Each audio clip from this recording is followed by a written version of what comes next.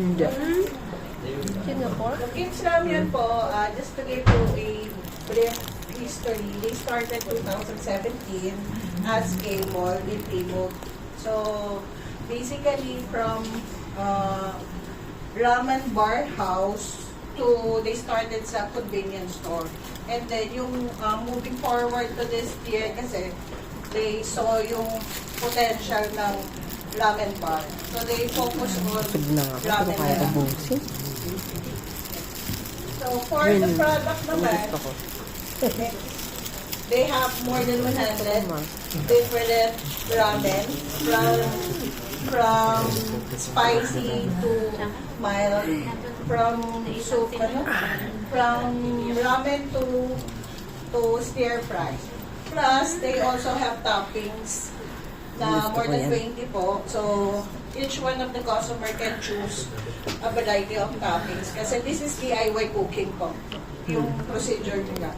Kung sino man sa inyo naka-experience, Meron sa Valenzuela. Sana meron sila dito. So aside from the ramen that we can offer po, we can also offer yung mga pouch drinks, ice cream, beverage, Parang wala and silang other specialty product po ng Korea. So for the store package po, they only have two, which is yung inline and then yung mga food cart sizes. For the inline kasi, we're looking for 80 to 200 square meters po. Investment cost is average na 3.2. And then, yung franchise fee is 3 years. Royalty fee is 3% dito. No royalty. 3% of your total gross sales.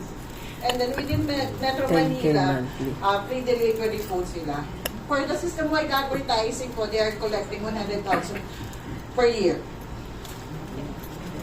So, for the inline store, we have two options.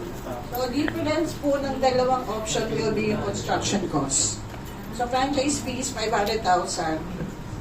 Same with the initial package, which is 1.5 million. So 3.2 for the inclusion of construction. And then 2 million naman will be yung without construction cost. So, for the next package naman, this is the smaller version. Same terms pa rin po, 3 years. And then, royalty fee is 3% and then no delivery fee pa rin sila. Next. So, option 1 and 2, smaller version siya. So, 250,000 na lang po yung franchise fee. And then yung initial package will be 500,000. For the construction is only 250 since cost lang siya.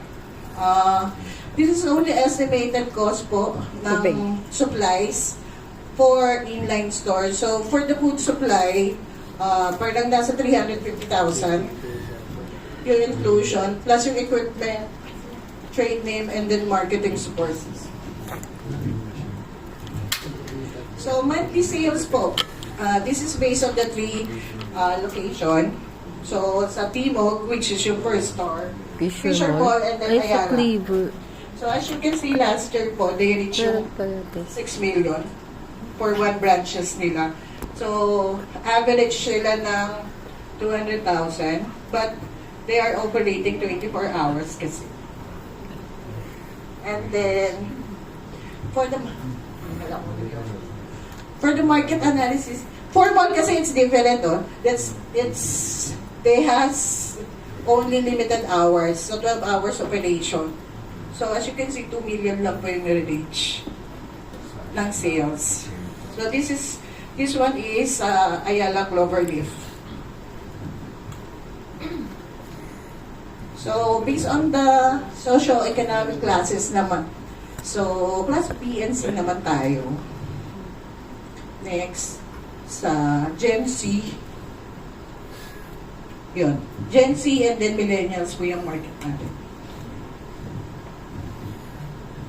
So, we already have several location po.